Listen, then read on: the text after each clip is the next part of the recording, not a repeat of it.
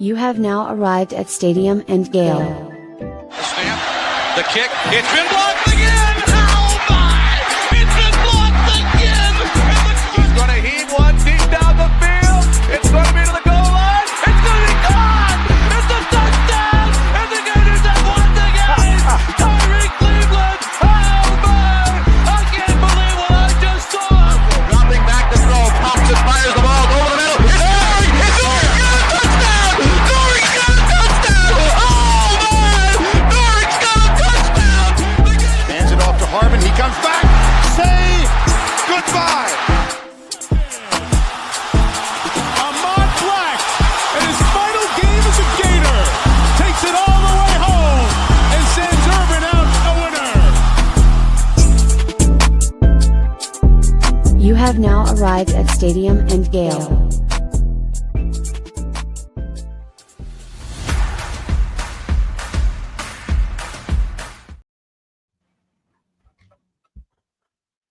Boys and girls, ladies and gents, welcome to another episode of Stadium Miguel. It's your boy Corey. It's Dan. Delatorre. And your boy Jay Scar. You're You know muted. what Yeah. it do? Your boy is Yeah. here still. Yeah, even geez, if Nick. we still love First time y'all. on the show. Unplug the microphone. What? 2-5? Yes, sir. What's up with it, man? How's your weekend, Corey? You were in Dallas all weekend, living it up. Yeah, I had a good time out there. First time in Dallas. I've been to Texas a couple times, but never to Dallas. Beautiful city. One of the cleanest downtowns I've been. I like to judge these cities by their downtowns. And it's clean and nice. I would say Chicago and Dallas probably the cleanest downtowns I've been to, like major cities. My take on Chicago was smaller, cleaner New York. I love Chicago. Me too. Great. Just the infrastructure, the construction, architecture. I did the little boat tour when I was out there, but I had a good time in Dallas. It was actually good food out there, good scenery. It's rich. Everything's big in Texas. Every place I went, they was offering tequila, just as the walk-in. That's like their go-to drink is tequila. Big Mexico vibes out there in Texas. They were right there by the border, so I get it. But no, the food was great. Town was pleasant. I had a good time, man. Good deal. How was y'all weekend? It was good. So I had I was telling the guys right before the show started, we sponsor a guy my company does on the Corn Ferry. So I was out there watching him play on Saturday. They played the final round on Saturday because of Easter on Sunday. Happy Easter to all of those that celebrate. But the caddy was having some medical issues, so he had to be tended to.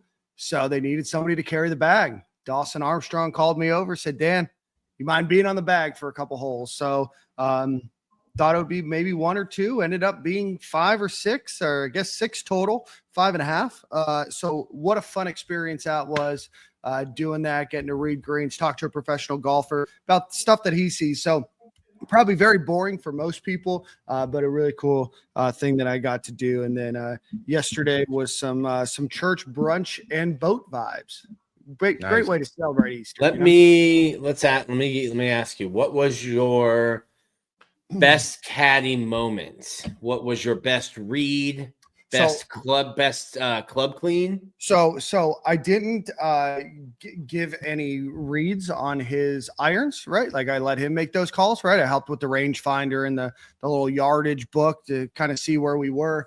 But one of the best reads I had was on hole 14. I told him, I think it's going to go a little right to left. He didn't listen. He said, I should have listened. I went straight.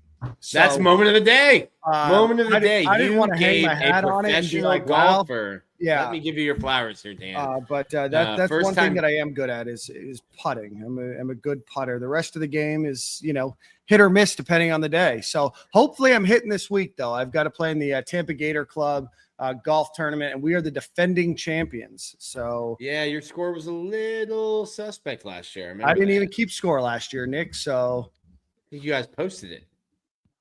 Well, yeah, we did, but I wasn't keeping score if you're attacking my integrity. No. Anyway, Talking the team's integrity. But let me give you your flowers. A professional golfer did not listen to your putt read and immediately had to come back with an apology. Should have done it. Yep. Should You should have said, "Hey, buddy, hope you learn Chinese." Unless you start listening to my. Unless you start listening to next my time I do the talking, you do the playing. You know what I mean? Yeah. No, but it was a lot of fun. So, Jay Scar, how was your weekend, brother? It was pretty good, man. My son's birthday was on Friday, so it was no school, obviously, for Good Friday. No daycare, whatever you want to call it, but took him to Lion Country Safari. That was my first time going as well, so it was a good time. He wanted to keep going by the giraffes. He didn't want to feed them, but he wanted to be real close just to see it. My daughter kept feeding them all day. Spent maybe about a good $60-$70 worth of lettuce. It was all good, man. Yeah, lettuce.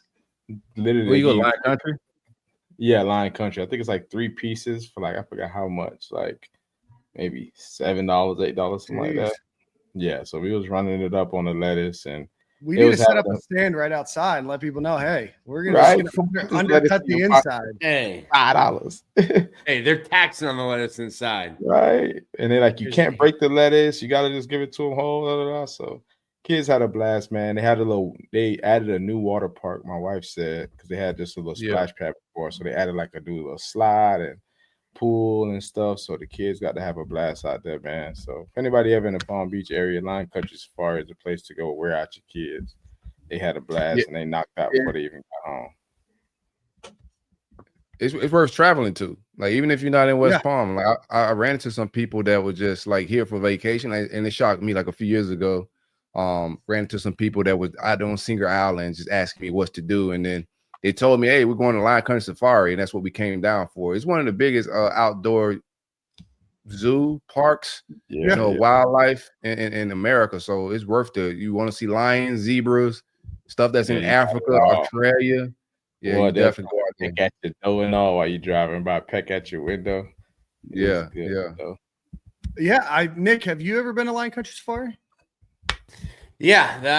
Shoot, not since elementary school. Yeah, I think same for me, but this might be one of the only podcasts in America where all 4 hosts have been to Lion Country Safari. You know what I mean? We stand for Lion Country Safari. That was always my favorite field trip in elementary school. Put it into the Twitter bio, Lion Country Safari enthusiasts. Here's a Palm Beach County. We know this, but the average person don't. So the street heading to Lion Country Safari, that's where Vanilla Ice lives, right? He has pet kangaroos, and they get out all the time. Wow. Yeah, it's crazy. So shout out to that, man. It's Palm Beach County information. One good song can change your life. One song, and now he has pet kangaroos. Yeah. That's pretty sick to have a pet kangaroo. He has literally one good song ever and has enough money to have pet kangaroos that he can't even. Maybe if he had 2 good songs, he would have a fence big enough to keep kangaroos in. He can't even afford the fence. I think he was a producer and stuff too. Like, I think he was more than just a rapper. Stop. But now he has like a flipping house show on like HTV or something. I forget which channel that is. But I think it's Home Garden TV, HGTV. He has a flipping house show. Yeah, he flip houses and stuff down here. Wasn't he? Didn't he have a dating show too? That seems more like He's Vanilla Ice. He's not just a businessman, Nick. He's a businessman. He's flipping houses, man. He remodel and flip them. If anybody has any other Vanilla Ice facts, we're willing to hear them throughout the entire show. Lord. All right, let's get into the show. Nick, you had a good weekend. Sorry, we skipped you, brother. Yeah, went down to Daytona Beach. My brother-in-law, it's my wife's only brother. He's older. They live in upstate New York, so it is his daughter's first girl cousin of 6 cousins. So she was pumped. Really cool to see my 8-year-old niece living out like her mom fantasy, holding the baby, playing with Frankie, took her to the beach, good times, came back, and then dad was up here. So we had the whole family here for Easter. Good, relaxing vibes. And then shout out to my guy, Thomas Goldcamp, planning on seeing him this weekend up in Charlotte. He's getting married. Congrats, brother. So congrats to Thomas and his bride. Thomas is He's a good guy. Good guy. All right. Well, let's get into the show. Corey, why don't you start us off with a ad read for our friends over at Brunt, and then we'll get into the show. Lots to talk about today. State Miguel is powered by the great folks at Brunt Insurance and Financial Services. If you need insurance, or even if you don't need insurance, give my man Greg a call at 954-589-2204. I'm positive he can save you some money. The quote is absolutely free. You can also visit him at bruntinsurance.com if you don't want to call him on the phone. And like I said, home insurance, auto insurance, life insurance, anything you may need insured. He specializes in Florida, but if you're anywhere in the Southeast, I'm sure he could take care of you as well. I've been using Greg for 6-7 years for my insurance. Great customer service. bruntinsurance.com or 954-589-2204 for elite customer service and insurance. Hurricane season is on the horizon. Get right. Perfect. Well, we always appreciate Greg and the good folks over there at Brunt Insurance. You're going to have a great experience if you go to them. Let's see here. We're going to welcome a special guest here soon. We're going to talk about basketball and everything that's happening there. So let's switch the topics of conversation first to there's some people in the chat that want to know about Life Wallet. So we'll give you the Life Wallet update. We haven't done that in a while. I announced on the show about a year and a half ago, I was no longer a shareholder. I could no longer believe in the business. And it seems that we are in the final days. So you guys are all smart enough. You all knew to not invest and that this company was a sham from the beginning. And you believed. I'm just sad and disappointed in those that ended up losing a lot of money under a scam. You could have seen the scam far away, but I just feel bad for those people. So let's get into football real quick. Right now, the only player of real note, no offense to the walk-ons and those players, that has entered the transfer portal is Gregory Smith.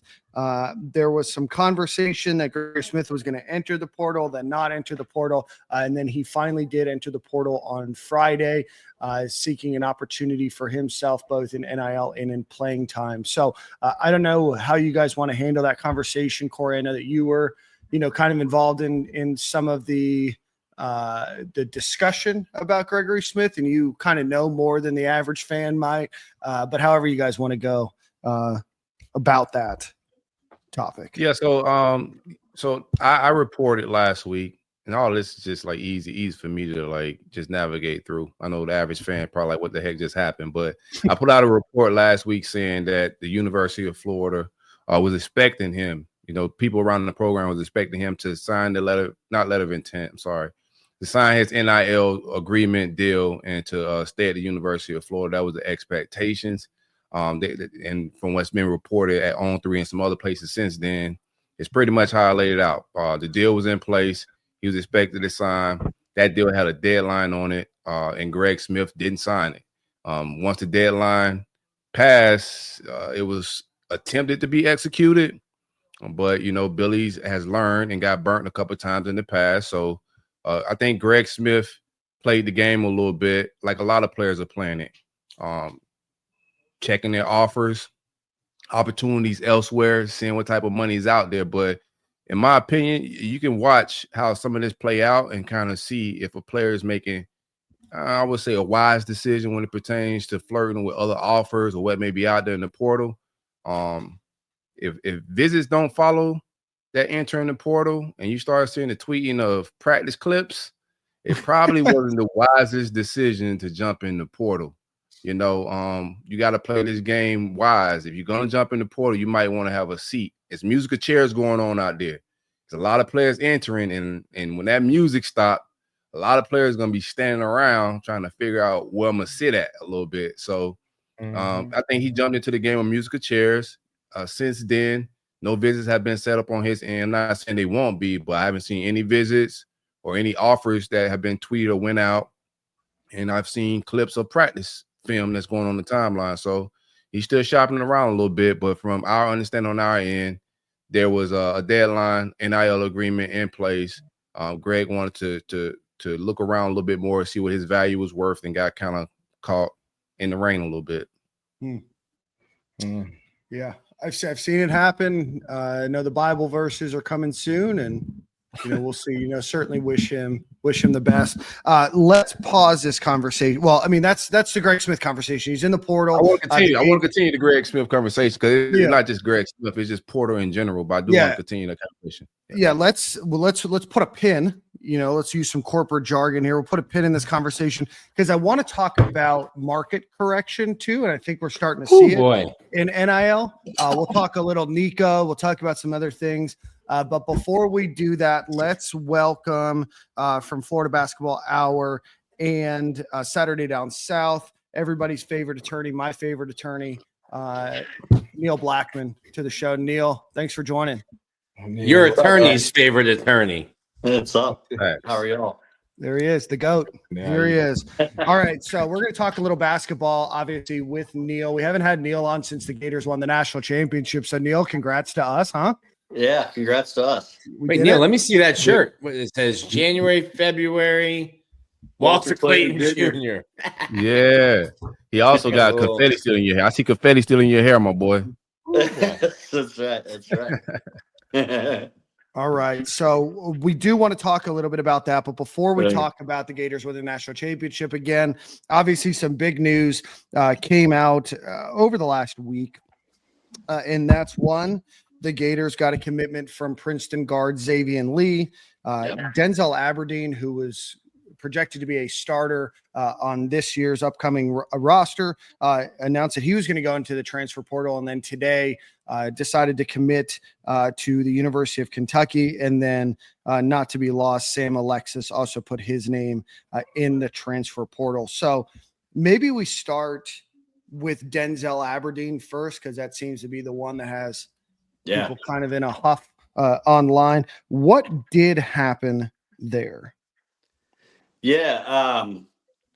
So it's important to talk about like a couple of things immediately. Like, one, it wasn't about role. So there are a lot of people that, Twitter's Twitter, but there are a lot of people that, he wasn't happy about Xaivian Lee coming in.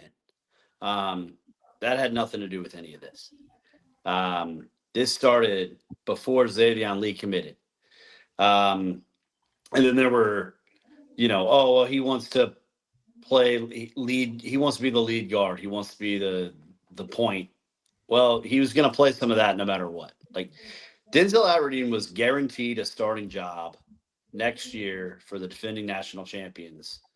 Todd Golden said he would start on 4 different occasions, including 3 with every member of the media that has covered this team since September present.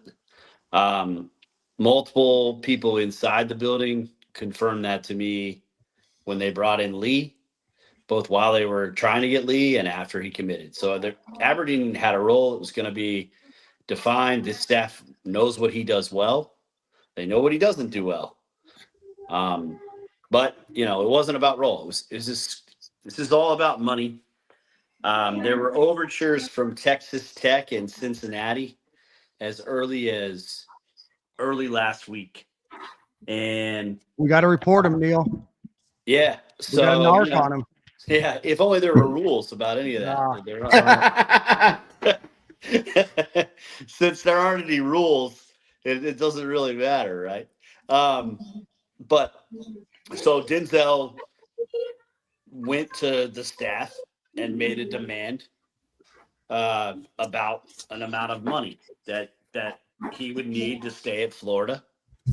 And the staff responded by making an offer that was above his market slot value. So the market slot value for a player with a 7.5 point per game production, even adjusted for what they thought he could do as a starter, right? But let's just a guy at 7.5 points per game that plays great defense is around $600,000 to $800,000.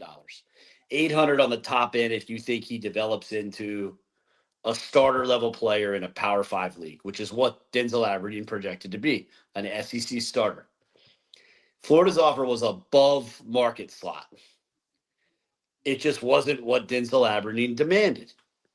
And so Denzel Aberdeen slept on it, wiped his social media of Gator stuff, and was in the portal within about an hour.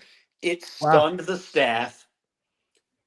And I tell you this, like, this is like behind the fourth wall. Like, I texted De La Torre. I was laughing about it. Like, I was like, this isn't actually happening. There's no way he's leaving Florida. Why would he leave? People are going to cry on this dude's senior day. Like, why would you leave when they're going to take care of you financially?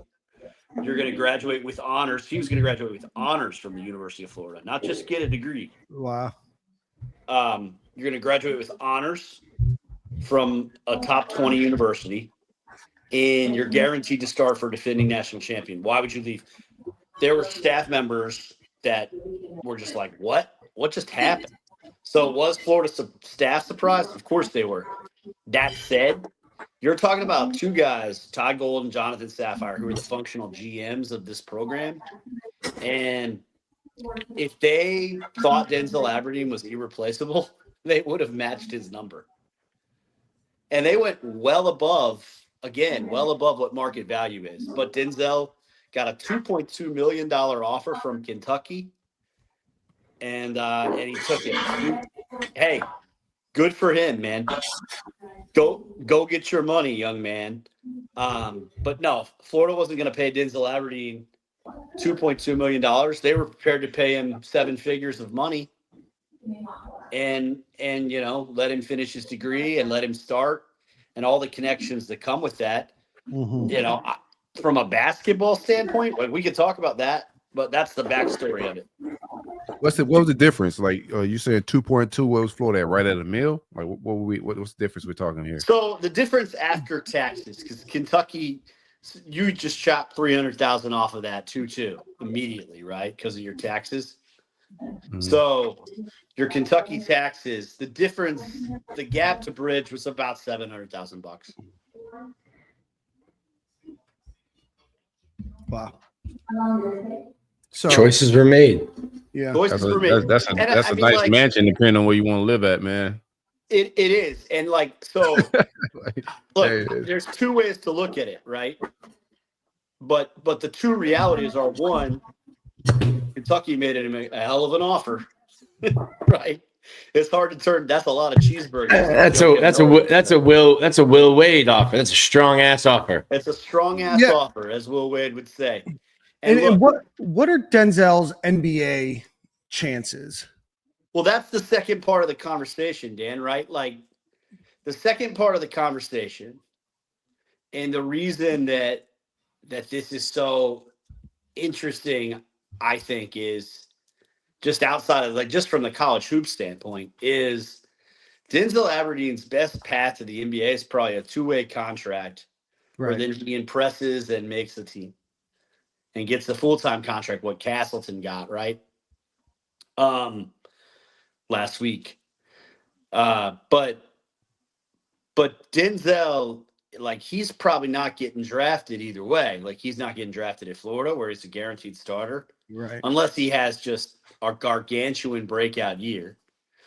And then he's probably not getting drafted in Kentucky. And at Kentucky, he took 2-2. That's not a carved out role. There's a chance he's the fourth guard there. Now, I had some heated Twitter back and forth about that today with everybody from Gator fans to Kentucky fans and the reason it's a heated debate is because no one knows the answer. Some are like, he's starting for sure. And others are like, yeah, I don't know. Jasper Johnson's a top 10 recruit. He's coming in there. You think he's coming in there to sit behind Denzel Aberdeen? Mm-hmm. I don't know. Jalen Lowe is coming from Pitt, more productive player than Denzel throughout his career. He's not sitting. So, Otega Elway's back. That's a guy who is going to get drafted. So there's your 3 guards. There's a chance he's the fourth perimeter guy. But to answer your question, I think what Denzel has done is he's taken money up front, which great, good for him. If he has a big year at Florida where his role is known, where he's a known commodity, where he's in a system that suits him, maybe he makes that on the back end, right? Maybe the European contract offer offsets the difference between Kentucky's NIL offer and Florida's. maybe a two-way deal like what KJ Simpson got at Colorado last year when he turned down bigger NIL money, stayed at Colorado, played, beat the Gators in the NCAA tournament, and got a multi-million-dollar deal with the Hornets on a two-way, right? Maybe Denzel does something like that, and then the payday on the back end happens. But Denzel took it up front. Now, Denzel might win that bet, right? He could have a great year at Kentucky and then get that money on the back end anyway. But he's going to play in a system that's brand new. He might not start. They are really, really, really, really, really heavily relying on pick and roll at Kentucky. And if you want to play the one at Kentucky, you better be elite in the pick and roll. Guess who Florida's worst guard in the pick and roll was? Denzel Aberdeen. You got it, Dan. So Dan knows ball. Certified ball knower, Dan Thompson. Just inform the masses. Sorry, we're gonna make that the episode title: Certified Ball Knower Dan Thompson. It was all the meet and greets that Dan has had that's helped him be a ball knower. Yeah, I mean, these are all like, so, you know, I had to push back a little. People are like, well, what risk is he taking? He's taking all this money up front. And he is, and that's great. And I'm happy for Zell. I stand by every tweet I said about him being everything that's right with the sport. He is. He stuck around for 3 years. He could have bolted. He could have left. He embraced his role. And guess what? His reward for embracing his role was $2.2 million from Kentucky. Mm-hmm. That's everything that's right with the sport. But it almost seems like he bet against himself. I do think he bet against himself. And the only way he cashes in, you know, he has to succeed at Kentucky, which I think will be harder than it would have been at Florida. And I think there's plenty of data that backs that up. And so, yeah, I mean, it's almost as if, and by the way, like you guys know this better than anyone, you can't tell a 22-year-old kid that he's not playing in the NBA. No. Like, there's no way that Denzel Aberdeen made any of these decisions going, oh, man, I might not make it to the National Basketball Association. You don't think so? I think so. I think I'm going to take this 2-2 up front. I don't believe that for a second. Ain't nobody hearing that. I can't lie. He right about that one. No competitor. I don't know if I've won a natty, right? I got a national championship at a University of Florida. I'm from Orlando. That's the end all be all right there. You know, wealth. You know, winning. If I don't think I'm gonna play in the NBA, I may as well go get more money to not go to the NBA. There's other leagues in the world, so I think he could go make money elsewhere. But the opportunity to make an extra $700,000-$800,000. Yeah. And I kind of know because these guys at that level, why he still think he could go probably have a crazy year. He definitely know the depth chart at Kentucky. He knows the other guards that's there, and who's returning. And he also know what he's hearing from scouts, his agents, and everybody else. So it was probably, a little bit of financial advice, securing himself. And in 2025, what sports is becoming, bro, it's hard for me to get upset. I'm a big Aberdeen fan. It took me by surprise, but I don't know, he may not be in the focal point of this offense. I know Todd Golden may have told him that, but I don't know, like with the moves they made with Xaivian Lee, I don't know if he's the star of this offense coming back next year. So he probably just went after winning the natty, being at the mountaintop at Florida, like money just probably makes more sense to him. Yeah, no, and like again, I mean, I'm not going to fault him for that. Now, I mean, I think, and I'm not, I think there's a bigger basketball risk at Kentucky, but he's willing to do that for more money, and that's fine. And by the way, he's still national champion. Yeah. He's still a guy who played a key role in Florida winning that national championship. He had massive buckets against UConn and Houston in the NCAA tournament. So I mean, now you got to catch these hands, Neil. That's all it is. Now you got to catch these hands when they come to the, to the O-Dome, baby. It is what it is. That's what's going to happen, man. He's going to catch them. And I mean, like, it's so funny.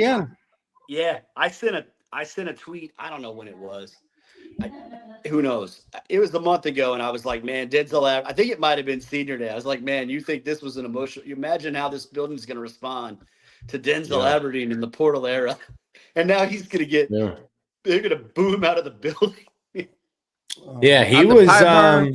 Pyburn, nothing caught me by surprise, man. Because Pyburn like left a similar legacy on the football field. You feel me? Like after that, I was just like, bro, who would pass up being just a fan favorite? Because that's what Aberdeen would have been. Same thing with Pyburn. They passed that up for assumingly more bucks, whatever it may be, man. NIL errors here. Yeah, Denzel was so when Todd got the job, Florida had 3 basketball commits out of high school. 2 said, "Peace out later, goodbye. Don't bother coming to visit. We're out of here."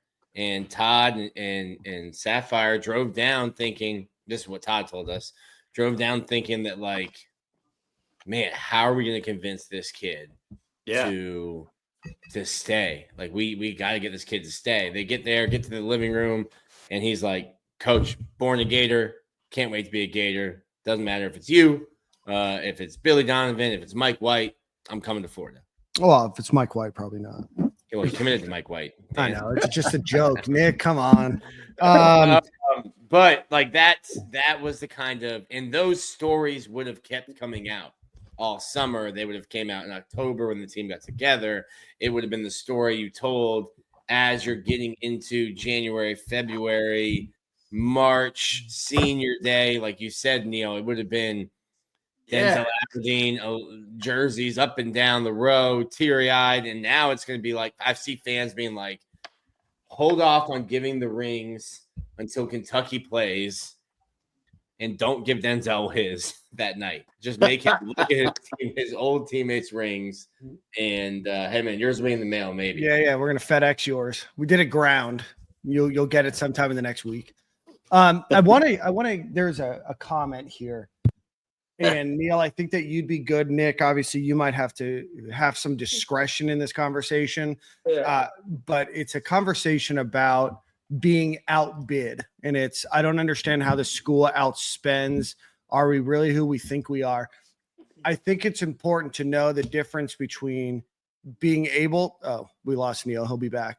Being able to be outspent versus what a slot value is and what you determine somebody's worth on the roster. I think that that's a big thing. It's not necessarily just does Florida not have the money. And I don't think that Florida couldn't potentially go get the money if that's what they feel like they needed to do to keep him. But I think there's a limitation to how much a school wants to spend on a certain player, especially when that's a very public conversation that gets had. Yeah, you just can't make emotional decisions. It's business decisions. You know, like if another program is willing to overspend for something that's on your roster, then by all means, you just gotta let it walk out the door, bro. You know, that's just a part of the business. So, and you can Florida's still outspending some schools right now for some players that other schools didn't want to pay for that we are. Right. It's a two-way street. If you enjoy the portal, right, of the upgrades, you gotta. You know, eventually somebody's gonna come knocking at your door for some of your talent as well.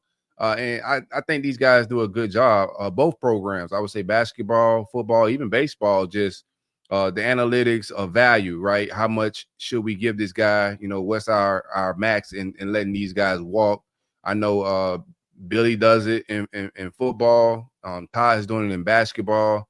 Can you go find somebody at the same position and give you the same amount of production at your value, at your, you know, your budget?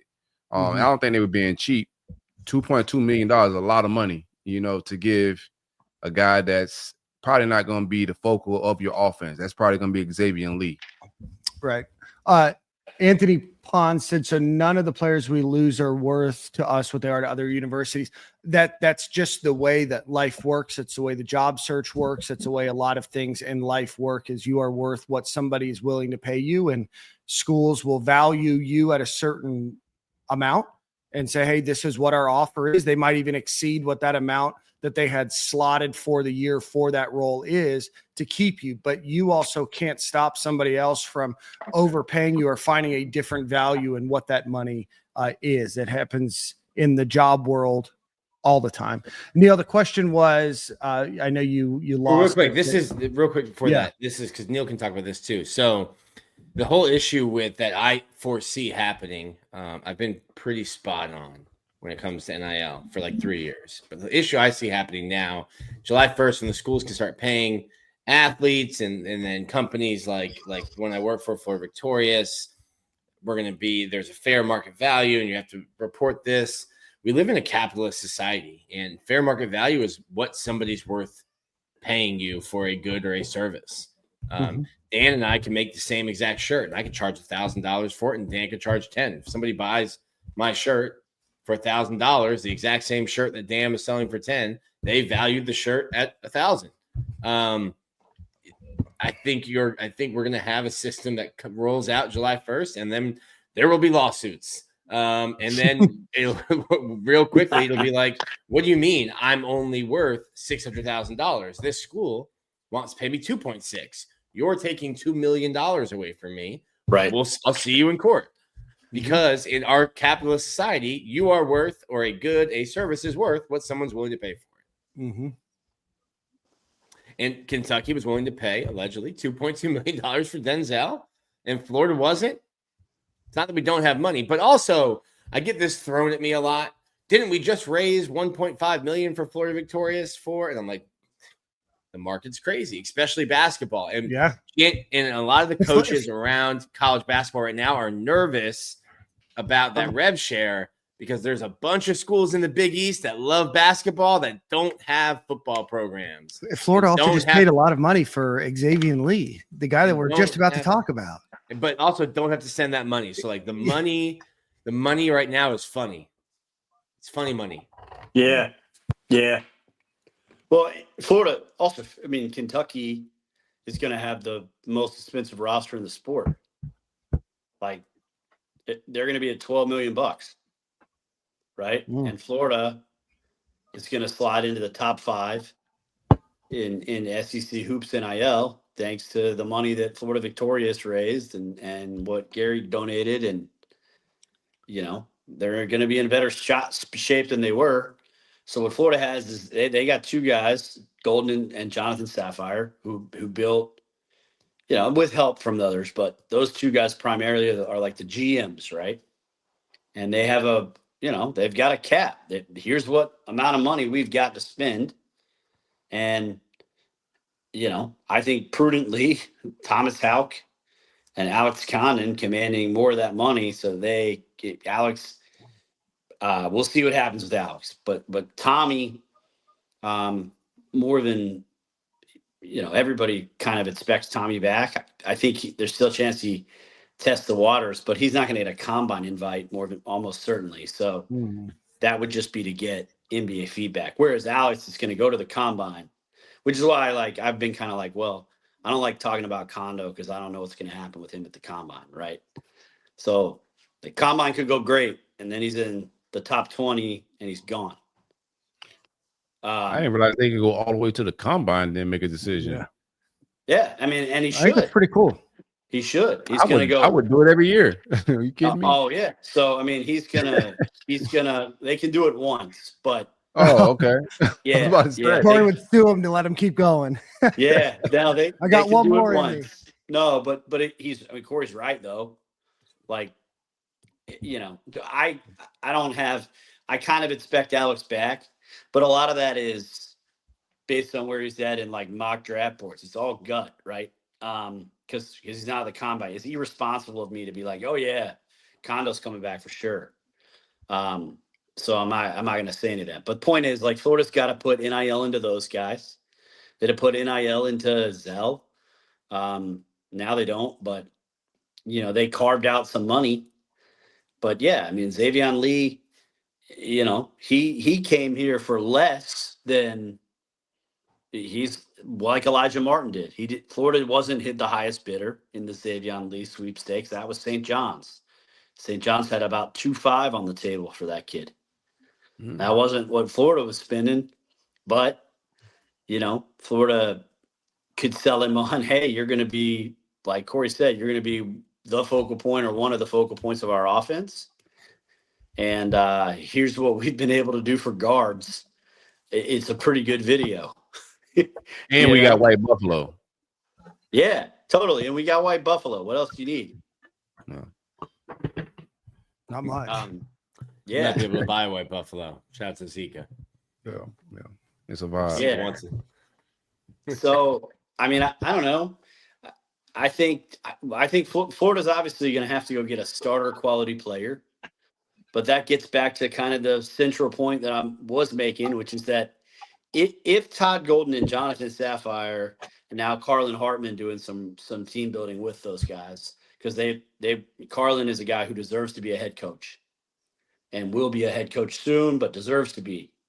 Now, he shouldn't leave for any opportunity. He should leave for the right one, because it's hard to have your first head coaching job be one that, somebody that's as qualified as Carlin deserves to get it. So, but point being, like, if they thought Denzel was irreplaceable, they would have found that money. But at some point, you do reach an event horizon where you're like, man, we are already offering you over market value. We have gone up in that offer. We are making guarantees that other programs are not making. And you have familiarity here. You have all the connections you would, and I don't know if Denzel loses those connections because he goes to Kentucky for a year or not. I mean, he might be able to call up Florida alumni in 10 years and they'll take care of him, no problem. Who knows? But I feel like Florida made a strong play for Aberdeen. He just chose to go to Kentucky, and that's his choice. It's his life, man. Yep.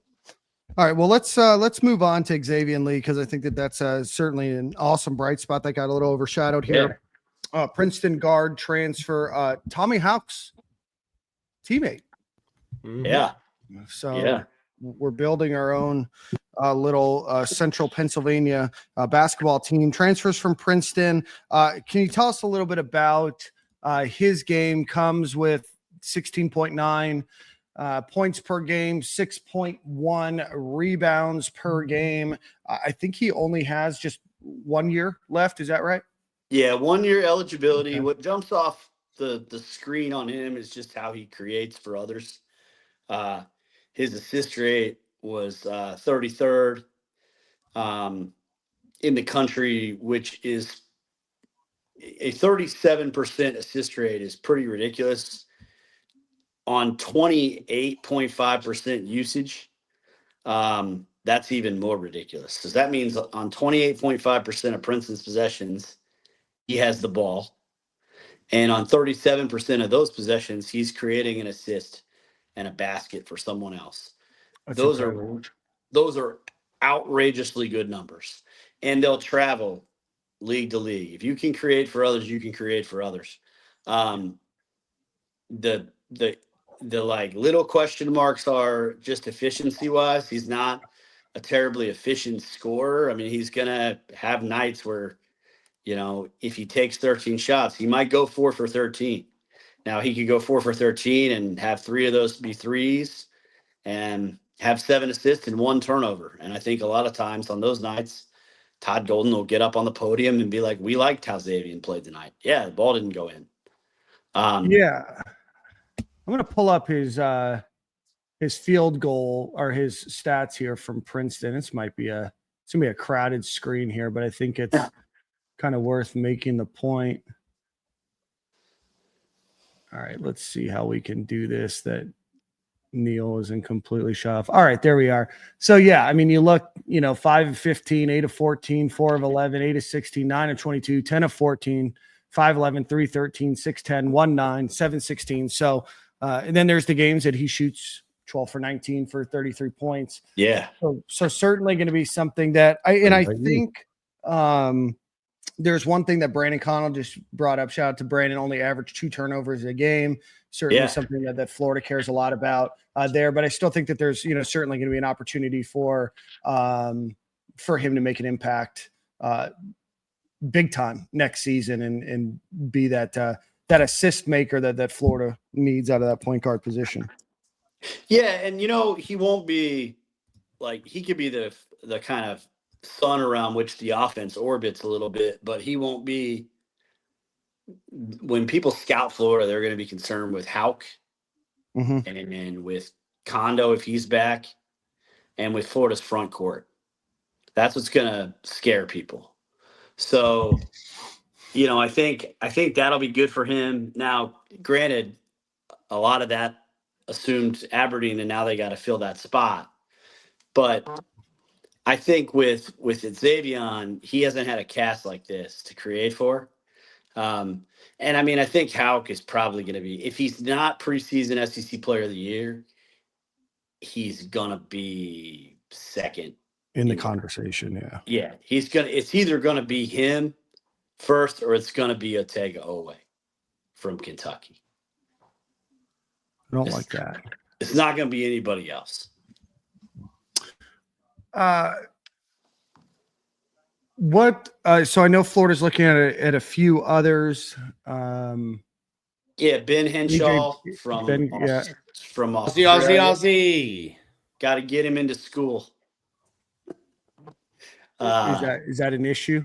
That's the word. Just some academics, making sure they can make the academic thing.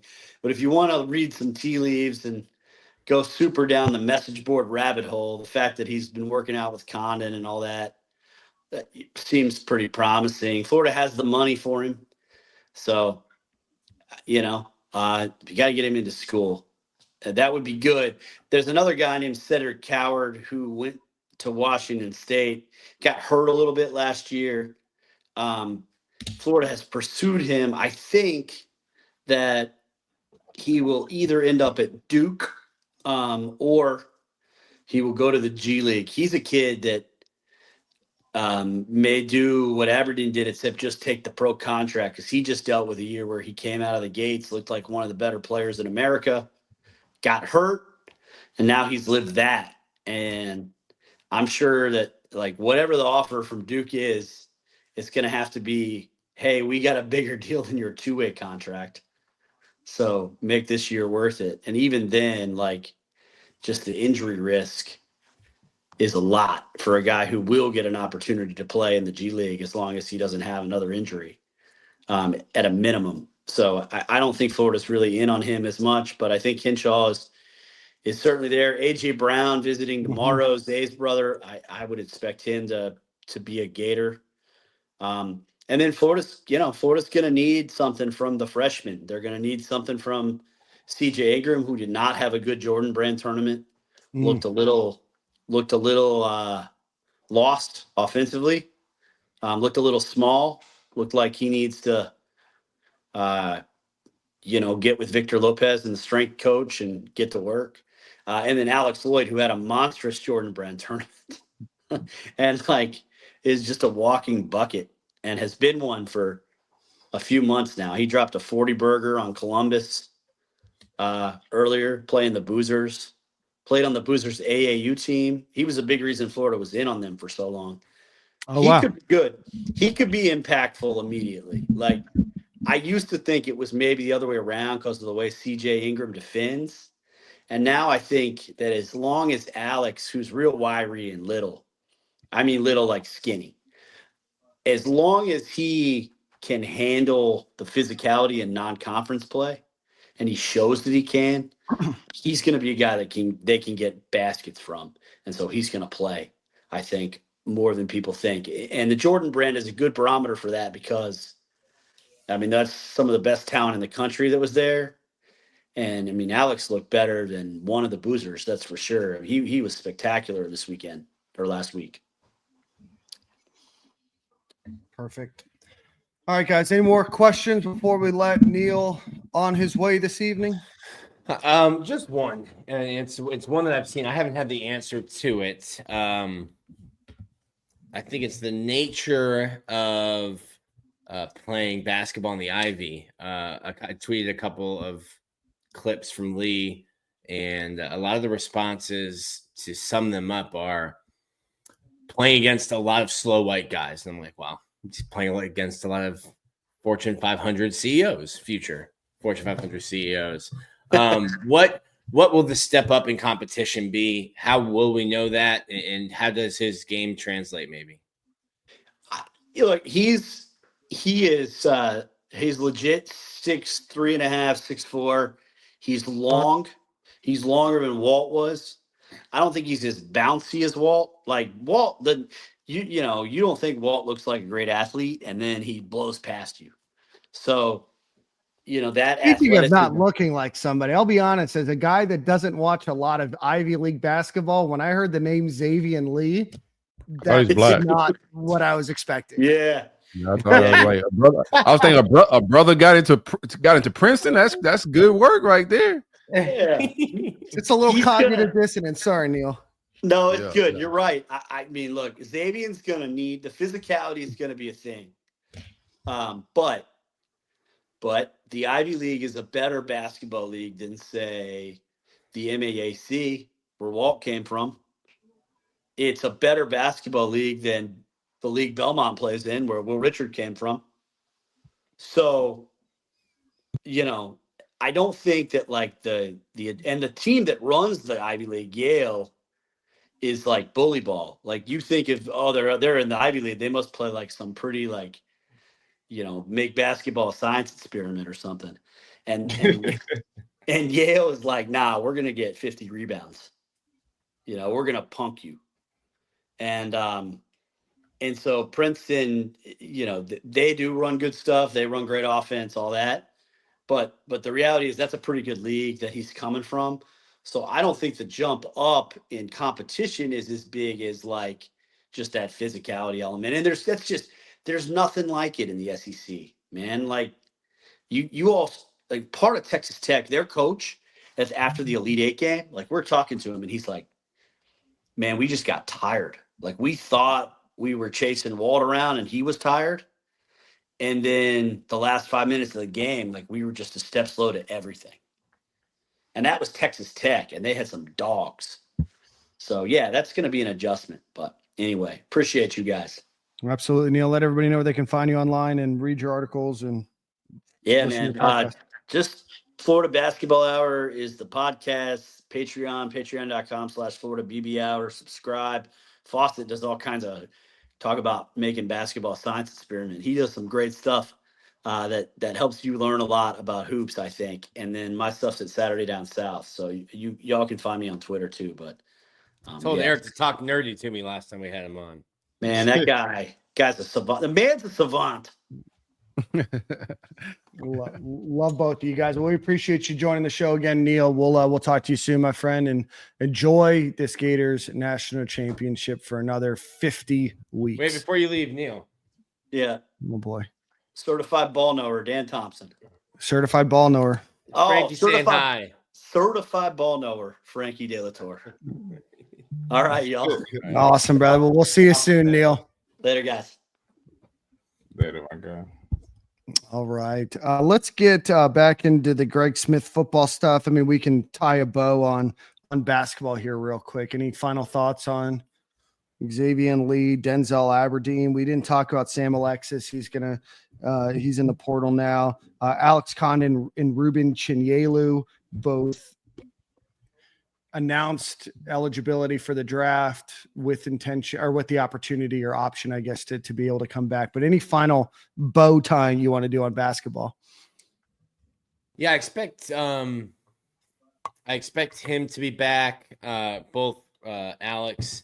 I think Alex will be told, first off, it's I think it's the right decision. If you want to go, like Neil said, you can go all the way up to the combine, and all you're doing is meeting with NBA scouts and GMs, guys who you want to draft you, getting real feedback. They'll work you out, and you're going to get real feedback whether you like it or not. It might be, hey, you got beat up down low all March, and you need to go back to school, get stronger, and we need to see you play better in the paint, offensively and defensively. And then we'll get you next week or next year. But to be like, you know what? I don't need that feedback. Even if you think you're going to be able, even if you think your decision is to come back, to not take that opportunity to go and work out and get real feedback from the people you want to see you play in person, I think is silly. So I expect Ruben back. I expect Condon back. I would have expected Tommy Hawk to also test the waters. He has not announced that yet. I've learned how to use expect.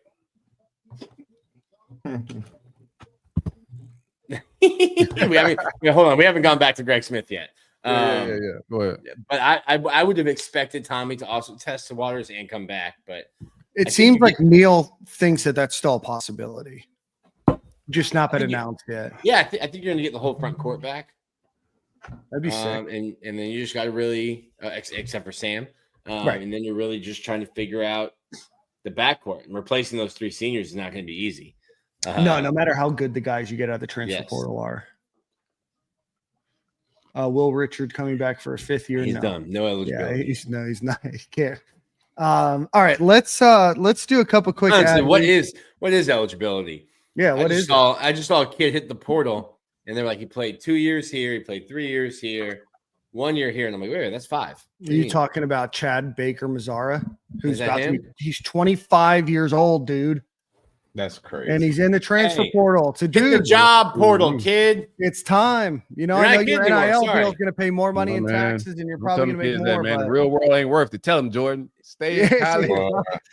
Milk for as long as you can. All right. Well, let's do a couple quick ad reads. Quick shout out to our friends over at Game Time Sidekicks. You see us each and every week with these great cups. I got the Gator Boys one here. Nick has the national championship one. Jordan has the Gator logo. We've got them all. We use them every day. Exclusive. Yeah, I got the exclusive. We got to get one with the new logo. We got to send it over to them. But go visit Game Time. Where's my cup? At the office. Oh yeah, Nick is hoarding. You know what? I sent Nick a hat that I bought for him at the Masters, and it was a hey, you send me your packet. Whoa. The box of cups that you have. Yeah. You send me the box that you have, and we'll distribute. Or I don't send you this hat, and I got beat at my own game. Nick's about to have his hat, and he still has these cups. His wife. It would appear that you've lost the carrot that you were trying to use to entice me to send. That's fine. I know where you live. Go visit GameTimeSidekicks.com. We'll do the real ad read now. It's going to keep your hot drinks hot, your cold drinks cold. Come in a variety of sizes, like this big fella, or just a traditional 24 ounce. Go check them out. It is a Gator fan living in Knoxville, Tennessee. They have great products, not only for the football, basketball. They also have DJ Lagway cups. They've got some NIL stuff as well. So go check them out. Great product. GameTimeSidekicks.com. Promo code Stadium15 at checkout. And then go visit Alumni Hall. Go visit alumnihall.com or go visit them in Gainesville.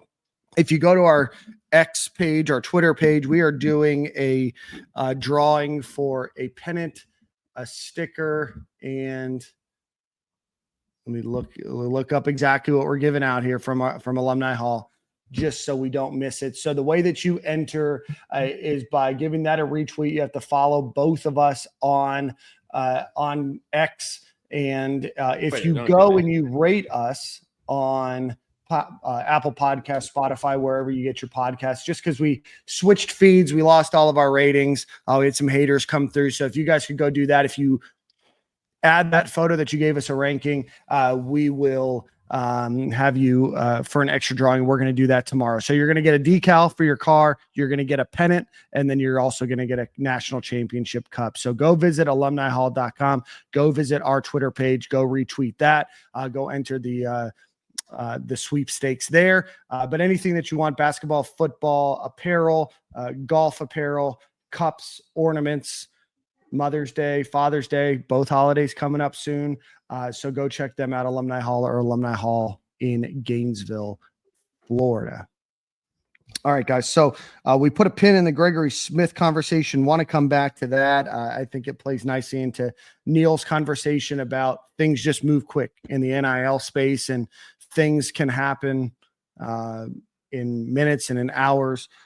So I think we were gonna leave the conversation on the market market correction and NIL and everything else. So want to pick it up there? Yep. Yeah, I think it's tricky. The safety room is one of I would say, our room that we have a lot of potential in. There's a lot to be, determined, but we all as fans know that Thornton and Castell are probably booked as starters.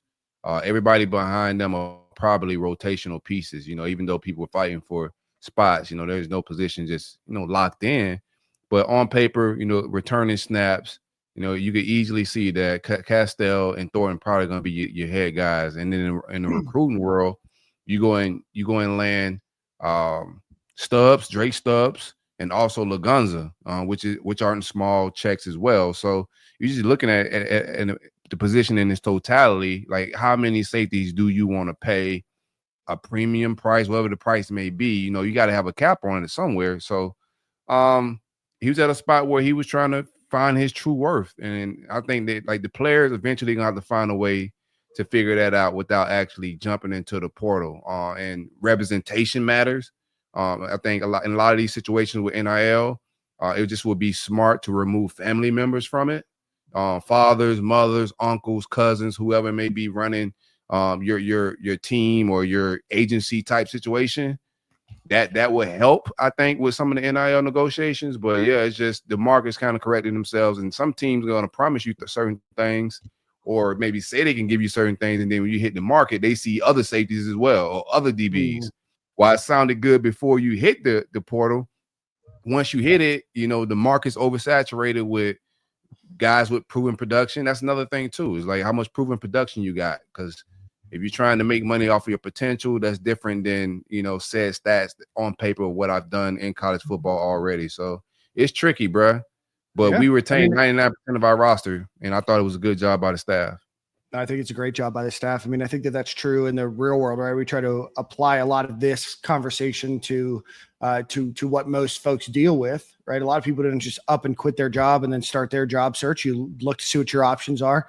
You get that offer as finalized as you can, and you move forward. Now, obviously, you can sign an offer and then put a 2 weeks notice in, and you may not be able to necessarily do that, but you should know what you're getting and what that opportunity looks like, because the second you put your name in the portal, the school has to look at ways that they can move on. And maybe there's somebody that's entered the transfer portal that they can now look at that might be better than you, or a better allocation of those funds. So it's a risk. And, we saw it with Nico. And, there's some extenuating circumstances probably there, and we don't know the full story. And Corey, I saw some of the tweets. What do we call them now? X's that you put out. They're forever tweets, man. Yeah, they're forever tweets. So, you got in too late. I don't care how much money you spent. It's Twitter and their tweets.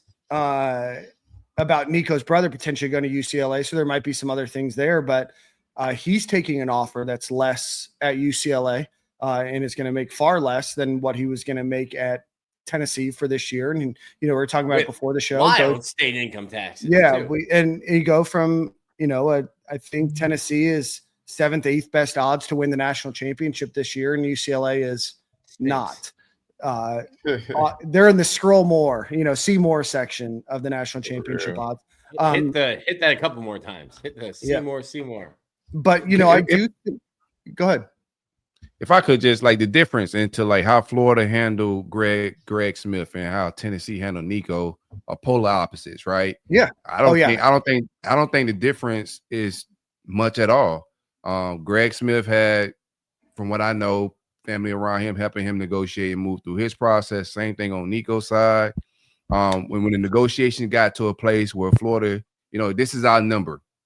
This is what we got on paper. If you want to sign it, you got to this deadline, or we moving forward.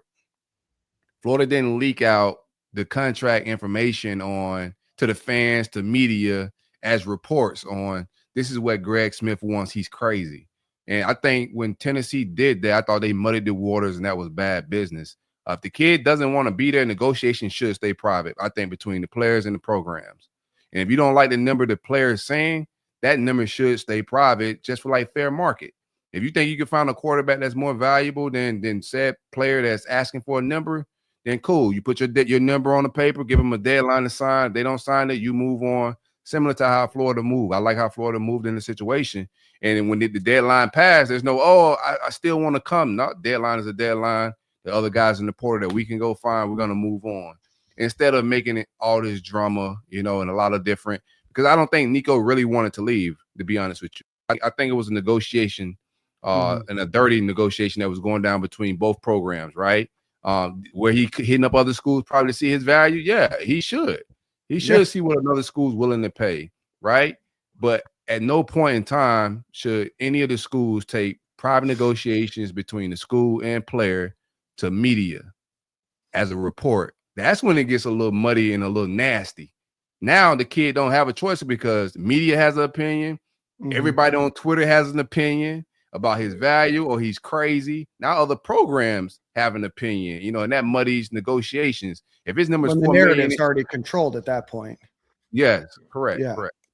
Because Nico can't go out as a student athlete at the University of Tennessee and defend himself about contract negotiations or talking to other schools, right? Like the NCAA doesn't do anything, but they would do something if you're like, hey, I am talking, to these other schools and they're potentially looking to offer me something, right? So I 100% agree with you, Corey.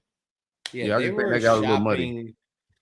They were shopping through back channels, trying to figure out what he could get before their playoff game last year.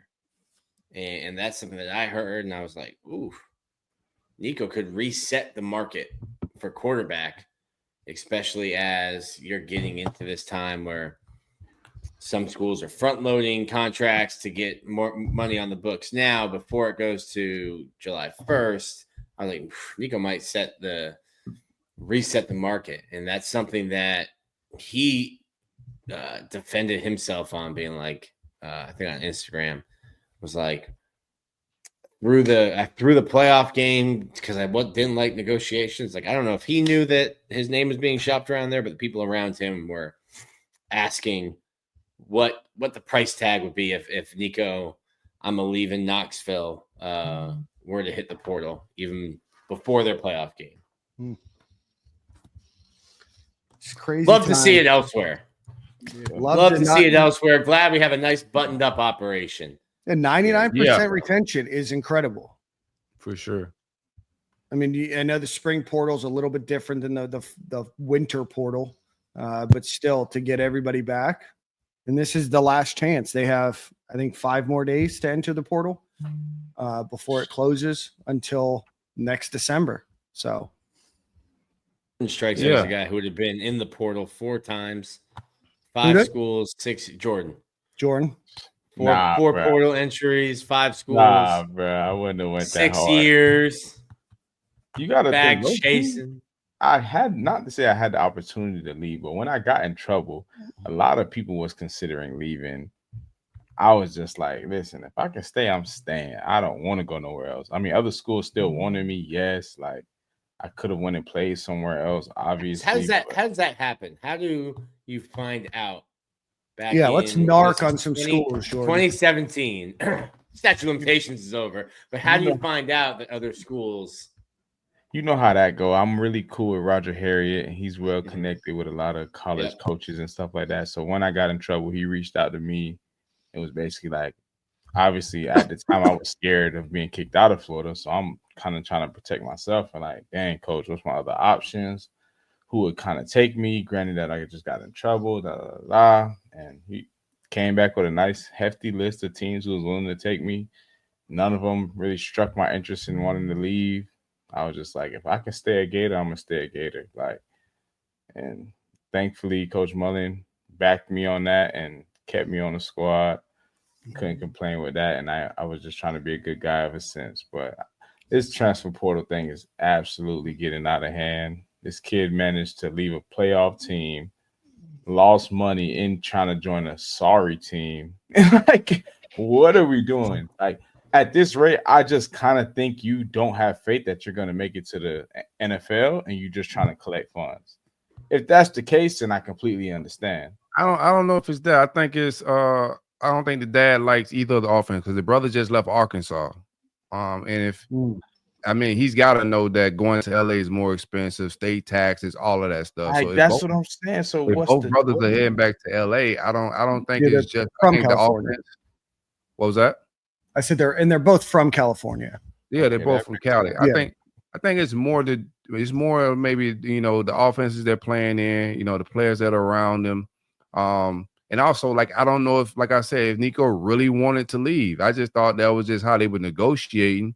Nico never took the conversation. Like, the kid's taking most of the heat, but he didn't make any of this public. Like, we would have never found out about any of this unless it got leaked by On3 and it got started getting reported by On3. But the dad even denied it when the report went out. Yeah. The dad said, "Nah, this is all lies. Like, Pete Nakos is crazy." Like, you know what I'm saying? And me saying it very nicely on what he said. So, like, it was obvious that they didn't want it to go public because he got to be in that locker room. He got to deal with, media, fans. But once it got out there, now it's just, it is what it is. There's no even coming back. So when it went public, I was like, yo, he can't come back to that locker room. Like, once that goes out, it's a wrap. So I thought Tennessee just, instead of negotiating and just sticking to a number, they were offended by him trying to get more money. And then once they were offended and it was just scorched earth from there. I just thought they lost their emotional cool and they could have handled it a little bit better. But I don't think the kid, he's not the only one doing this. Like, we had, he's definitely not. Bro, it's players on our team like that miss spring game, miss spring practices, negotiating money. No sense to me. It's dudes who barely played it down at Florida and still got a camp invite to the NFL. At some point, if your aspirations is to go to the league, you got to put yourself in position to try to go to the league. You managed to get to a prestigious university like University of Florida, kind of like Tennessee. I ain't giving them too much credit, but you're at a big SEC school. Like, come on, like, take advantage of the opportunity. I'm not saying UCLA is a bad school in any sort. It's a great school. But as far as football goes, I think you can ask any NFL scout who they turn their page on first, and it's probably not UCLA if we're looking for top tier athletes. So, I mean, not in this century. I think it's just hard because you've introduced a factor that didn't exist. I mean, it's always existed, right? But really exist until the last 5 years, and that's getting paid and trying to build wealth early, because there's still an opportunity to get to the NFL. And I'm not dismissing what you said, Jordan, at UCLA and doing well. It's not like he's going to Bowling Green, right? But now you've introduced money, and do you start to say, hey, maybe I didn't have a great couple years at Tennessee to what I was expected. I've made some money.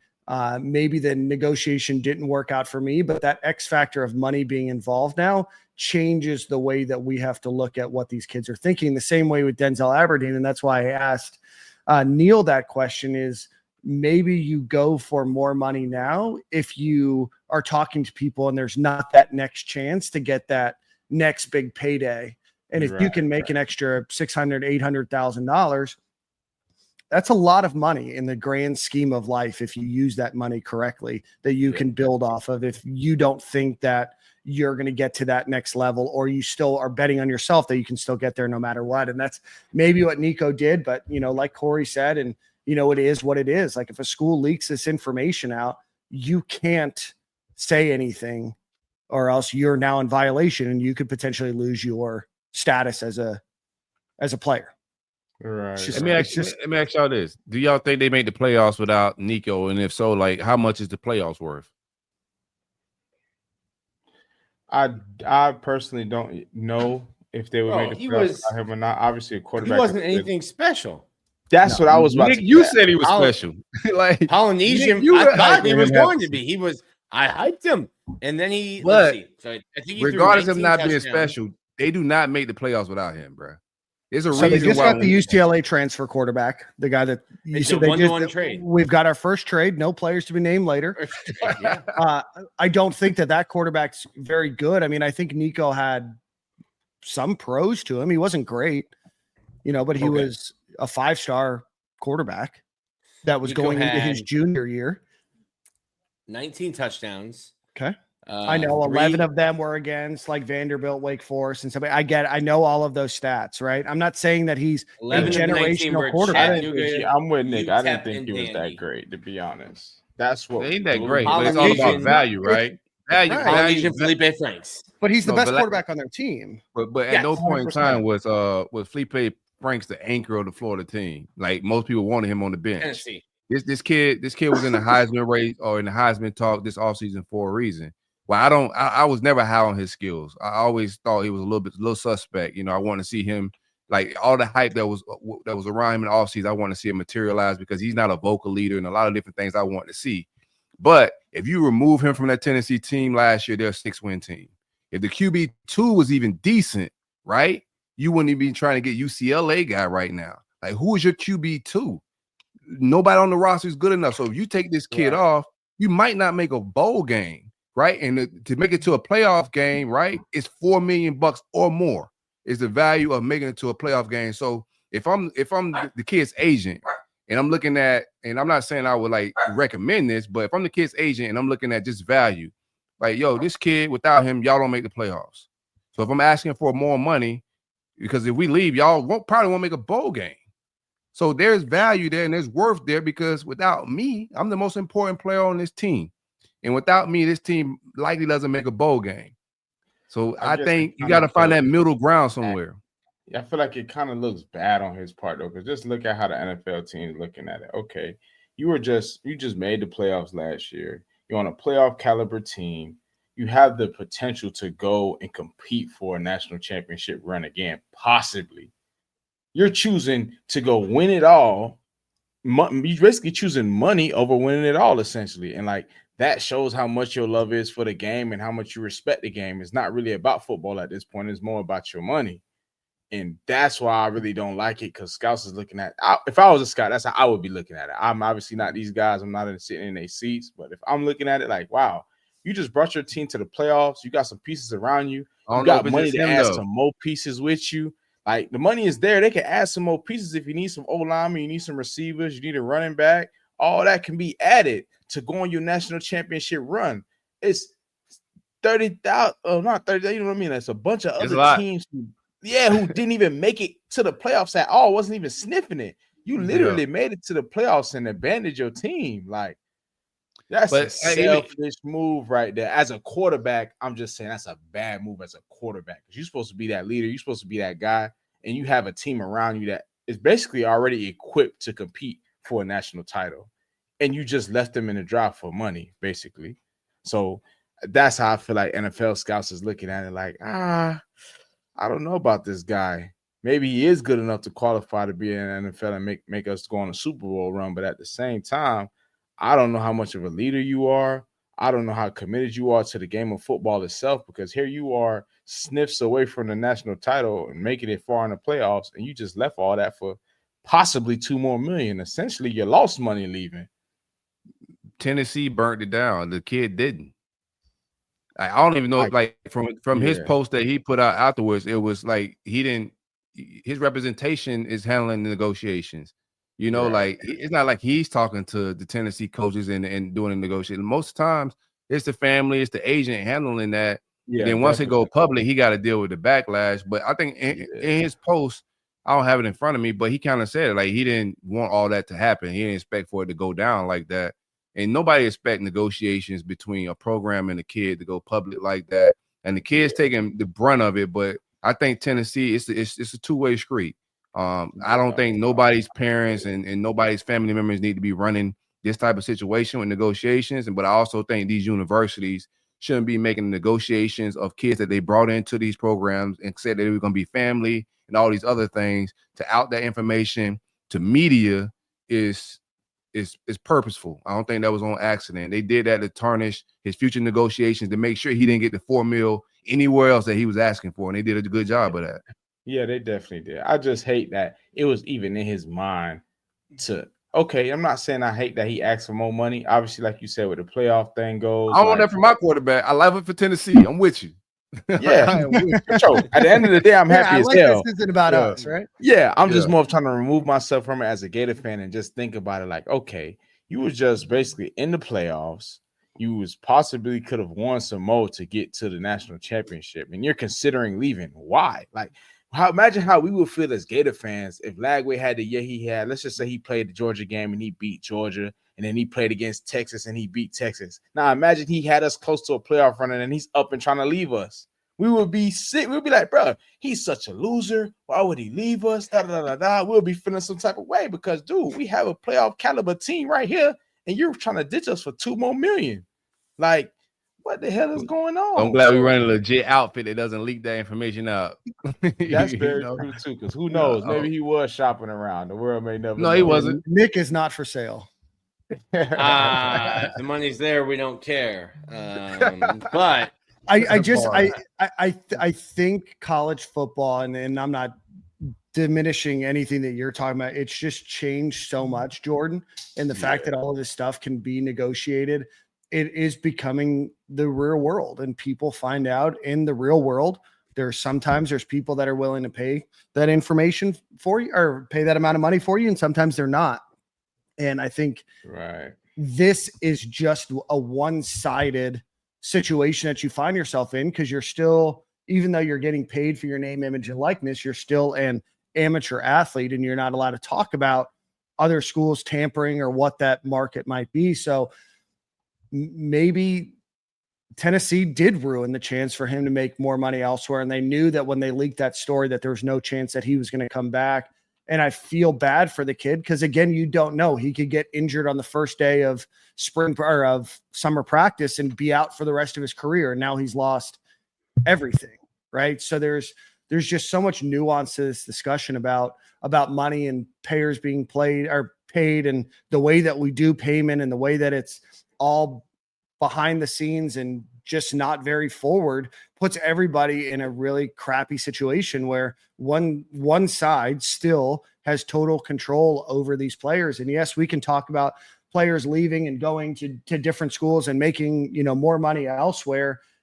But at the same time, his entire future probably just got rear-ended because Tennessee wanted to control the narrative about him not getting the money that he thought he was worth. And that sucks. For sure. Yeah, that's real messy world will business. tell you when you're not worth what you want to be. That's a negotiating tactic, I guess. But I think it then comes back to you. Now, if we talk about negative recruiting, hey, sure. Yeah. We're not the outfit that leaks our private conversations and our private negotiations to try to get an upper hand to pay you less. Instead, it's just hey, this is how we operate. And it's all game theory, right? And it's also you're taking risks. Yeah, it's not about you as an individual. It's hey, we've got a roster of 85. And I saw somebody in the comments earlier say, when does roster limit go to 105? For the SEC, it doesn't. For some reason, they're sticking at 85 while everyone else can do 105. SEC is putting us in everybody in the league at a disadvantage in the spring. I mean, they literally, they could change it, but you should have changed it earlier. Another thing too on Big Ten doing 105. We're at a disadvantage. The league got to clear it Big Ten up. does, we should be doing. Don't say it like that. I hope they clip that, Dan. No, I mean, you have two leagues. You have the SEC and you have the Big Ten. You don't want to put yourself at a competitive disadvantage over the only other conference that you're competing with. Hey, for real though, stay out of Cali. You got to stay out of Cali. You do got to stay out of Cali. Yes, the boys is weird out there, man. Great advice. Stay out of Cali. Yeah, stay there. Been there, done that. Yo, salute to Ronald Powell. Should have ended there. Last one, best one. Rest in peace to Ronald Powell. Yes, rest in peace to Ronald Powell. Ropo. The Greg Smith thing is just to wrap that up, Bryce. It's unfortunate. I was very high on his skills, man. Size, speed wise, he should have sat tight. I don't, even if Miami, USF, some of the other programs that are rumored to be possible places for him. Florida was the best spot for him to develop. They brought him in. He got meaningful reps year one at safety. And I thought he was going to get more reps even this fall. You just got to put the work on the field. The real payday is in the NFL. And University of Florida, they have shown since, Billy's been here over time, but definitely in his NIL era that they're going to play young guys and develop them. And they're not going to bring in guys through the portal to play on over you. A lot of these programs, they're not developing. If you can't play right away, they're snatching. That's another thing, too, in this NIL market. They're offering one thing, right, to these high school kids. When they get on campus, if they're not playing, that money drops significantly in the next year. It's a bait and switch that's going on as well. So some of these kids feel slighted that you got me on campus with this. Now I'm not paying. My pay just dropped. So you just got to sit tight and be developed, man. That's the end-all, be-all goal, especially if you know your ceiling is NFL. Don't get caught up in right now. And most importantly, high representation that keep, things not messy. A lot of time, family get emotionally involved in these decisions and things go weird. You feel me? Yeah, get somebody with experience that knows what they're doing. Moral to the story to wrap Nico up. Don't go to Tennessee. Greg, I think it's not about too. You can make it personal. I think you've said this a couple of times, Corey. It's not personal. It's business. Hey, I think I'm worth this. You have to also understand from a coach's perspective. Hey, we're now trying to figure out. We have a cap of what we can raise, what we're going to get from rev share. This is our cap of what we can use to build a football team. And now every position room gets a number attached to it. And you've got to make the numbers fit. And you can come to a coach, and especially in the spring when you're like, hey, the money's accounted for the fall. We feel pretty good. Florida feels pretty good. You might see the Gators go after two guys in the portal, and it's going to be depth pieces. I put this on our message board for Victorious. They like what they have. Starting 22, they like what they have. Looking for maybe depth at linebacker, maybe at safety and interior defensive line. That's what Florida's going to be going after, looking for. But again, it's just depth pieces. And if you have a guy who is already probably not a starter, not one of those 22, coming and being like, hey, I need this, XYZ, you're like, no, that's not. Especially if you just negotiated with your starter safety. We were all waiting on the word from Bryce Thornton. Like, what decision is he going to make? Is he going to follow Will Harris down to Miami? So you got to also, mind your own pockets, watch your own pockets, pay attention to your own check, and then, fall in line accordingly. You feel me? Bryce Thornton was a starter that put up very good production last year, and he was going to be a priority. You just got to play your role. Zaquan Patterson is a guy that entered the portal from down in Miami. Safety, he's coming in for a visit this week. I think he's also visiting Ole Miss. A guy that got a lot of reps down there year one in Miami was barbecue chicken a little bit, just keep it a bean, but that's part of developing though. Like you get beat, like I remember Marcus May. We were talking about him before the show. I remember Marcus May first year, bro. He was getting cooked, but by the time he's a junior, senior, the lumps you take early, it's a part of development and making you better. You get into the film room, you get, you realize how you make mistakes, you work on your eye discipline, etc. But Zaquan Patterson got a lot of upside. He's a kid that I wouldn't mind adding to the depth. He's a guy that we could just bring in. We don't need him to contribute right away. He could get in, learn the system, get better, and then contribute in a year or two. Yeah. But just on how many spots do we have? My bad. How many spots do we have? By my count, they're at 86. So -1. Aiden Warner got a scholarship. Spinning it. Yep. Yep. All right. Spin them right part of that scholarship in the fall. Yeah. I think they can make some changes to where they're at.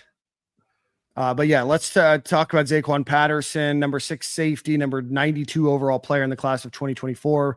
Played in all 13 games, 19 tackles, 15 solos, 3 PBUs.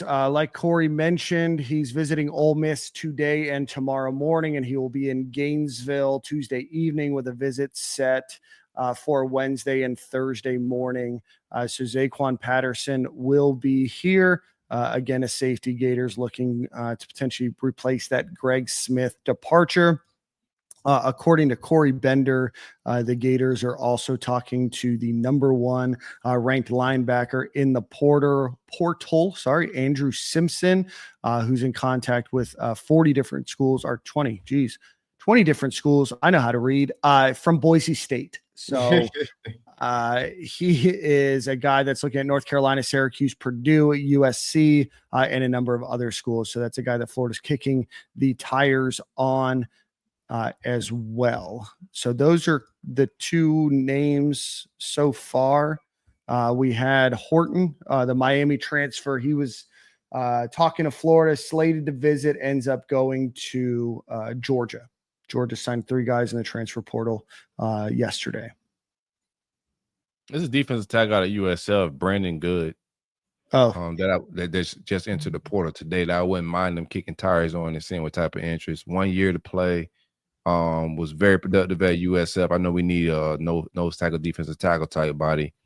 So I wouldn't mind. I think he had 35 quarterback pressures, 2 sacks, 35 tackles, 2 batted passes, 2 fumble recoveries. So super productive at the defensive tackle spot. I wouldn't mind them kicking tires there.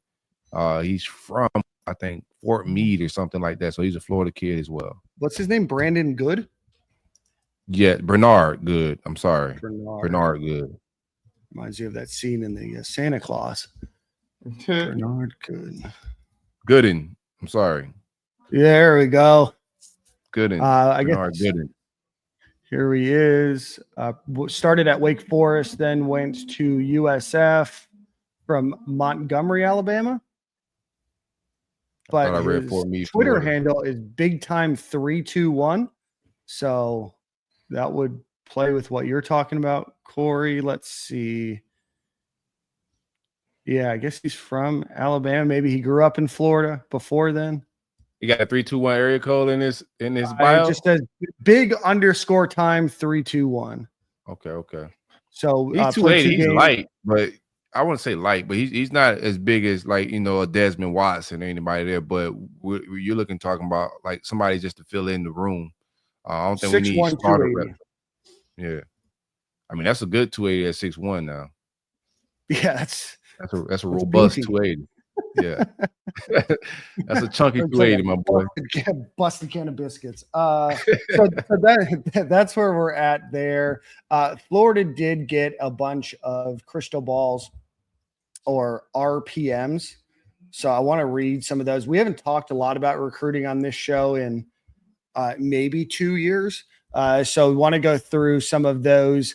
The Gators are currently in the lead right now for cornerback CJ Hester. I was talking to a buddy of mine. He's a quarterback coach down in Sarasota. A couple of guys the Gators are actually looking at for quarterback for the next class in the year after. But he said that CJ Hester is one of the best DBs that he's seen. Locked down Cardinal Mooney. Had a couple interceptions in that game, but 6'1", 175. Malik Morris, 6'1", 225-pound linebacker out of Lakeland High School. Let's see who else. Florida's they got a crystal ball prediction from Valdon Stone, a 4-star defensive lineman. Florida jumped Oklahoma for where they look to be trending towards. CJ Hester, Generve Carr from IMG, 6'4", 325 pounds, originally from Ocala, Florida. Florida is trending for on the recruiting prediction machine. I got his name totally wrong. And then Ty Gotesh, who's a tight end, 6'7", 225 pounds. And then Naeem Burrows, 4-star wide receiver, 5'11", 160 pounds, currently committed to Clemson, but from the Bowl School in Jacksonville. So maybe some things are changing there. Maybe that's just old, but just wanted to run through. I'm not following 2026 recruiting until, what is it, Corey, a week before, or do we start in November?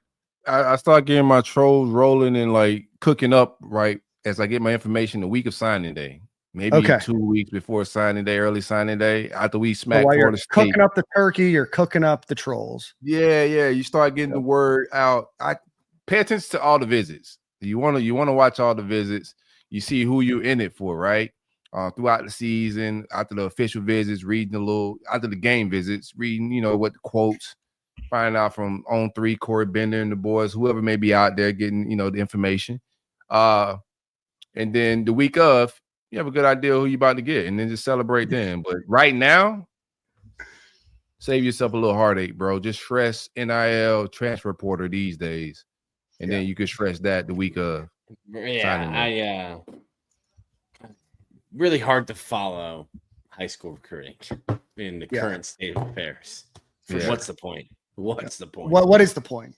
You know, what is the There point? is no point. Existential question, Nick. Even if they sign on signing day, you can still just get them out the signing day like we got Wilson. We've got a number of players that way. That's how they got DeAndre Robinson. They got Jameer Grimsley, who I love. Come on, Dan at Rock. the roster, and this show, like, I help host a Gators podcast, and I didn't know that he changed his name to Jamrock. That's an incredible name. His real Shout name? out to Jamrock Grimsley. I don't know, but that's what it is as his. I'm sure his real name is Jameer, but he now goes by Jamrock, which I'm a fan of. That sounds like a DB's name, you know. But I was not aware until I went to the roster because we were talking this past weekend about some Gator players, and I was looking down the depth or the just the roster because I knew I was forgetting a name or two. And I had to scroll up. I'm like, who in God's green earth is named Jamrock? And then I looked at the last name. Shout out to Jamrock. You think Mom approves of that? My mom gets mad when people call me Silk, man. She's like, why the hell are people calling you Silk? I named you okay, bro. what would be sorry, what would be your stage name? I'm not a scripper, bro. What do you mean? Yeah. Nah, I mean, you're something I have pause. Okay, I was about to say, only one that automatically responded to that. Stage name. Stage that's name. All, they also That's say that for nuts. actors. Like an actor has a stage name. Like that. You know what? You're right. Can I just go by Dan? No. You're Dan Rock. You've already made Dan Rock clear. You've claimed it. What's your stage name? Cherries? I ain't finna say them, but yeah. All right, you simmer down there, cinnamon. Right. So what are y'all named? Lollipop or something? That's crazy. That's crazy. Got diamond in the bottom right. Hey, bro. Hey, send me your address, bro. You deserve a square up for that. Let's fight. I challenge you to a duel for calling me Diamond, bro. A duel. I challenge you to a duel. Life would be a lot different if we still dueled. You know what I mean? Bring duels back, man. The Gators did lose one commitment, Devin Jackson, 6'1", 195-pound safety, 4-star on 247 composite from First Academy High School in Orlando, Florida, trending towards Will Harris in Miami. Don't think that was a surprise for anybody. So if you leave, we upgrade. Them the rules. Make the rules. You just follow them. That's it. All right, guys. Anything else before we get out of here? Baseball got to commit.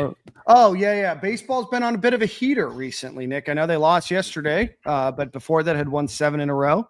Maybe a little life back in Kevin O'Sullivan's program. Yeah, I was hanging out with the boys today at Bread of the Mighty, packing some food up for families here in Alachua County. Went to dinner with my wife. Ran into 3 more of the guys today. They're grabbing dinner. Shout out to Florida Victorious for buying dinner tonight. Baseball's got 4 at home this week. Arkansas, I think they're number 2 or number 3 in the country. Nice. Typically, Arkansas can't score runs, and they have great arms. They also this year have great arms, but have somehow learned how to hit. Going to be a tough one. Would like to get a series win, 2-1 this weekend would be good for Florida baseball. But they got a commit. I need to go find the name. He is a 2026 commit.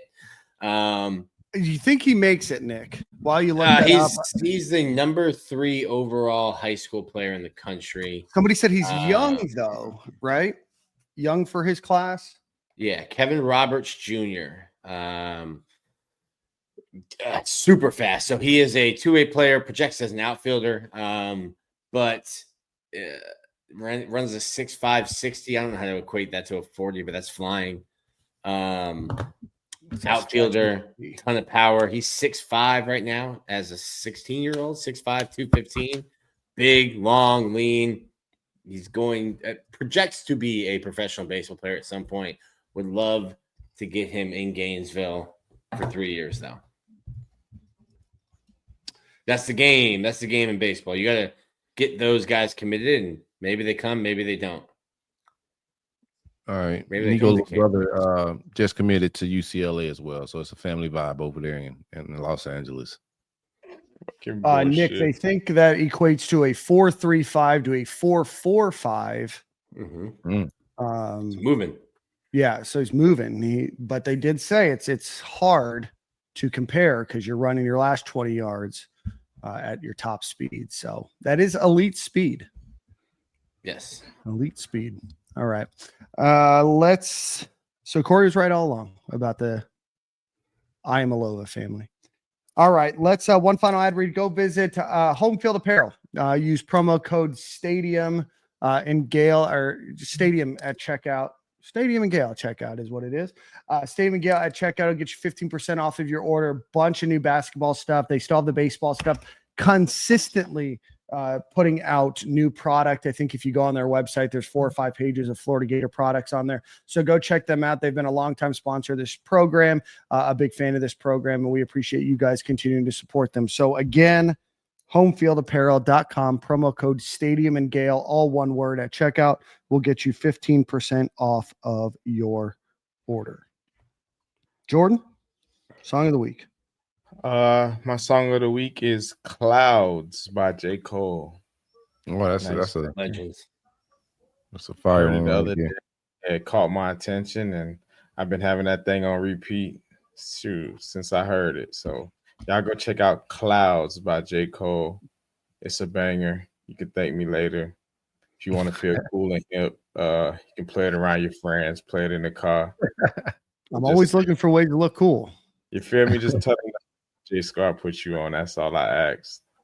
You got it. Yeah. They already think I'm cool for being friends with you. All right.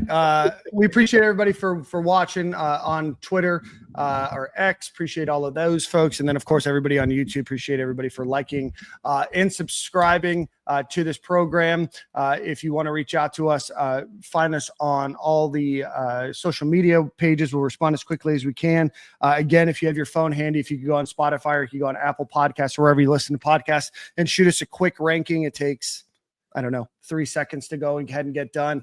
We appreciate you guys. We'll see you at the same corner, same time next week.